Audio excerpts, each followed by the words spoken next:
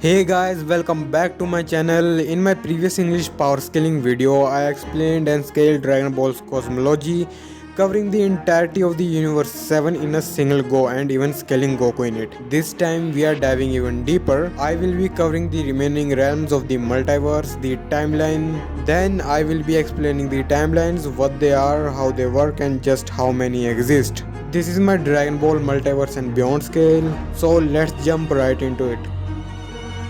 Alright, so quick recap. Universe 7 alone contains Demon Realm, Living World, Cashin Realm and the afterlife within it. I didn't talk about Demon Realm a lot because obviously we don't know much about it. So just know it's there in the macrocosm. Now there are gonna be 11 more universes just like this, each one with their own demon realms, living worlds, Kashin realms and the afterlives. In the manga we even got a visual representation of the universe 10's macrocosm and it looks identical to one shown in Daijenshu. But let's not entertain any low tier bullshit in my comment sections please, like macrocosm is round or macrocosm is round, when it's been made clear by Mr. Akira Toriyama himself that the diagram is made to simplify everything to himself and his fans. What this actually confirms is that every universe should also have a similar macrocosmic structure within them. So we have 12 universes, each one with their own macrocosms, all contained within a larger realm. We are gonna call it the multiverse. Now let's take a look at other realms we left out in the previous video.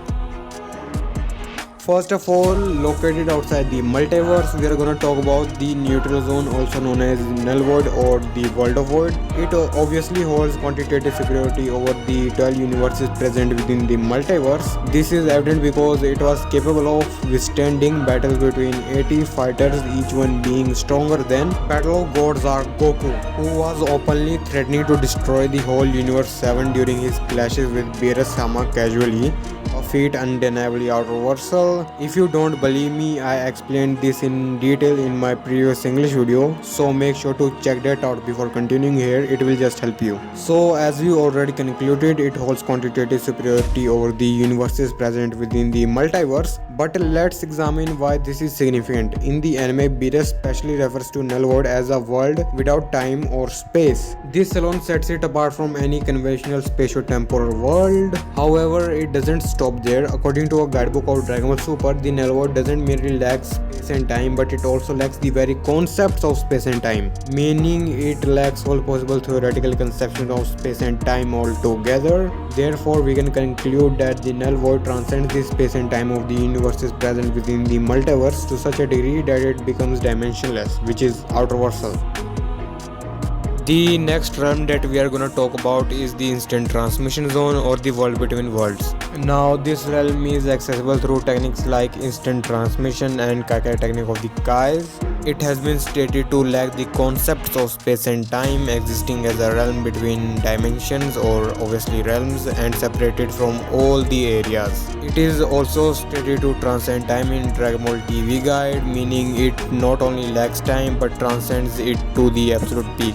Now the world between worlds can be some inferior zero construct as it is encompassing and containing realms like hyperbolic time chamber, a dimensional realm. Obviously it encompasses afterlife and null void too because instantaneous movement is usable within them as well. So again we can conclude that it's another outerversal construct within the timeline. Now obviously it will be a higher level of outerversal construct as it is already containing and encompassing other outerversal constructs within it, so you people already get the idea. It's easily an outerversal to outerversal plus levels of construct bare minimum. Before we dive in even deeper, I would like to tell you that if you want to learn how games like Kakarot, Xenoverse and Heroes are canon to Dragon Ball, watch this video made by Dripsos. It's the best video explaining the canonicity of Dragon Ball games. Since I'll be using Xenoverse and Heroes content in this video, I think it's important you check it out for better understanding. At the edge of the Universe 7, there is Time Nest. This is where Supreme Kai of Time Chronoa lives with Toki Toki, a necessary existence for all of the multiverse. It's more than just a simple realm because it's the core of the historical governance of the entire multiverse. Then within the timeless there is Time Vault, a construct so crucial that its destruction could tear apart the entirety of the timeline itself because it holds the Book of Beginning and within it also known as the Scroll of Eternity, which contains all of time and all of history of a singular timeline within it. The scroll of eternity isn't just a metaphorical record, but it's literally the embodiment of the timeline's entire existence itself. The past, present, and future all written on its pages. When Kronos said that destroying the time vault will erase everything, she isn't bluffing. As the scrolls are multiverse's backbone, holding the threads of temporal and atemporal causality together. Whenever the timeline splits, a new scroll of eternity is born, splitting from the original scroll of eternity of the timeline. Also, there can be one or many time scrolls in a single time vault. Now, this begs the question, just how many timelines are there? Then, as revealed in game lore, the number isn't just large, it's literally infinite. Because in Budokai games, Cell blatantly states that there are endless worlds. In W.O.V saga, it's stated that possibilities are endless. In Dragon Ball Heroes, it's again stated that there are endless possibilities, that the history is infinite. In Xenoverse series, it's again stated that history can end up taking infinite numbers of roads. Then the same thing is backed up by RPG guidebook as well. Again, it's stated that history is not linear and certainly not finite by Fu himself. Then in the end, it's stated that the timelines are unlimitedly branched. Everything here is suggesting that there are an infinite amounts of timelines. Then we have the crack of time or chasm of time. All the timelines exist here and they are visually represented as crystals in this realm. It's consistently stated to be an enclosed realm that is separated from the dimension of time. It's also stated that it's separated yet adjoined to all dimensions. What these statements mean is that the crack of time is a separate realm that encompasses and contains all the timelines within it, which are endless by the way, so all this will make the crack of time an even higher plane of existence compared to timelines. All of this will put Dragon Ball's cosmology at Outerversal Plus, as you can get it from all the way from a singular layer into Outerversal to 8 layers into Outerversal according to how you scale it.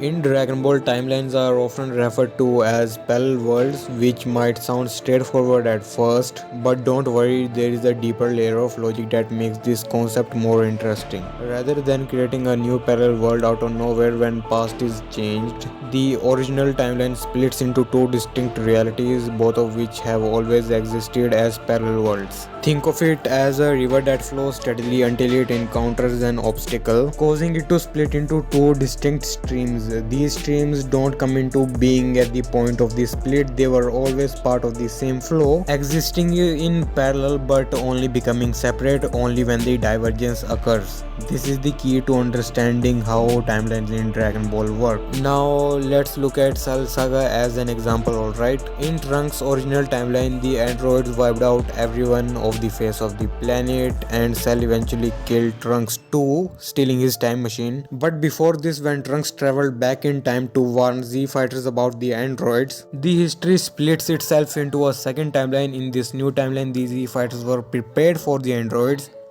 and Cell was ultimately defeated by Gohan. Now, if history didn't split, then Trunks would have returned to a future where androids were defeated, which also means that Cell wouldn't show up to kill him later on. But if Cell didn't steal the time machine, aka parallel world transporter, how would he show up in the past to be defeated in the first place? Well, this creates a paradox. So instead, Dragon Ball resolves this with parallel worlds. The original timeline where androids caused mass destruction remains intact, while actions of Trunks create a distinct reality that diverges at the point of his intervention. But I want you to keep this thing in mind, alright? This new reality wasn't just created at the moment of its split. It has always existed, containing its own eternal structures and history within it, even though it branched off from the original. Think of it in this way. If something has eternally existed in the original world, then it has also eternally existed in the parallel world. The split doesn't suddenly bring something into existence, rather it clarifies the distinction between two roads, those are always connected to each other.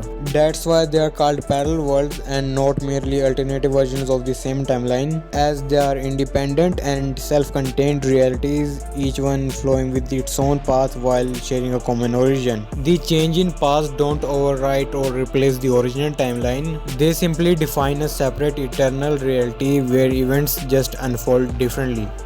So when Trunks went back in time, he didn't erase his dark future, rather he created, or more accurately revealed, a distinct parallel world where Z fighters managed to win because of his warnings. Some people might say that because timelines are getting branched, then afterlife and other realms in timeline are not gonna be outerversal, so let me answer them first. So the first thing is that timelines are abstract in nature as they contain outerversal realms like afterlife and other realms that transcend the macrocosms. So it's a conceptual story containing conceptual realms. Second thing, a timeline not only includes these conceptual outerversal realms within it, but it also accounts for spatio-temporal realms which exist conceptually below the outerversal ones. Furthermore, these spatio-temporal realms contain physical events and are a part of timeline's entire history. The third thing is that the timeline represents the complete history of all events, encompassing both physical events in spatio-temporal worlds and atemporal events in outerversal worlds. Yes, outerversal realms are not bound by space-time, but causality isn't something that is dependent on the existence of spatial or temporal dimensions to exist. For example, an outerversal character creating another outerversal character within an outerversal realm. Now this will be an atemporal event as it takes place outside the flow of time, but this does not debunk the realm being outerversal or anything like that, as the narrative allows for atemporal causality. And even if you wanna argue that outerversal realms having events is contradictory, I can just argue that logical contradictions can exist within a fictional narrative. For example, a square circle cannot exist in real life, but I can write about a square circle in a story, meaning that within my narrative a square circle can exist. Because fiction operates under the rules set by the author, that's why such contradictions can exist, as fiction by definition is something that is not real, meaning a square circle. Therefore, existence of events in an outerversal realm is consistent with the logic of Dragon Ball's narrative. Fourth thing, changes to physical events within a timeline has logical implications that extend to conceptual realms. For example, if I die in one timeline and go to the afterlife and outerversal realm, and then someone goes back in time to prevent my death or something, it creates a logical contradiction about how could I already be in afterlife if I never died in the first place. This is why Dragon Ball adopts some elements from manifold interpretation, where changing a physical event results in creation of a new timeline. However, it does not follow MWI exactly one-to-one. Instead, it takes inspiration from it and applies its own unique logic to fit it within its own narrative.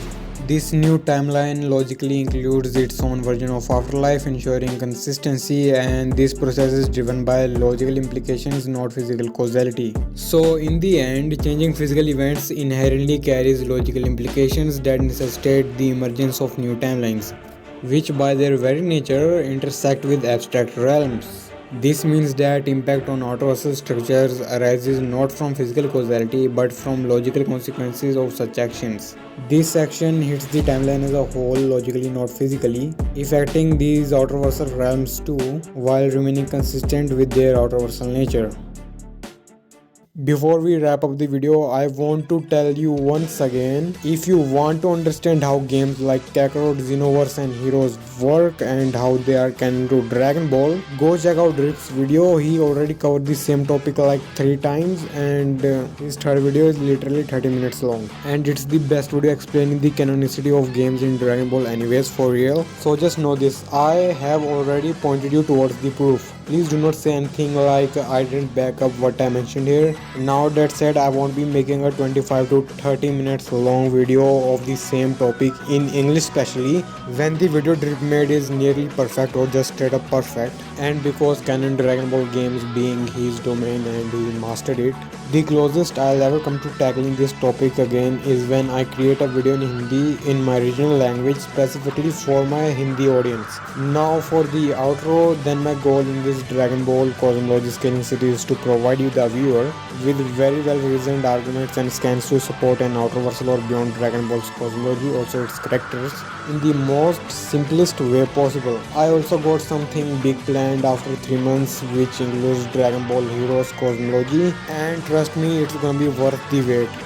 Thank you for watching, and if you enjoyed the video, don't forget to like, sub and share your thoughts in comment section below. So stay curious, stay sharp, and most importantly, keep fighting for the things you love. RJ signing out.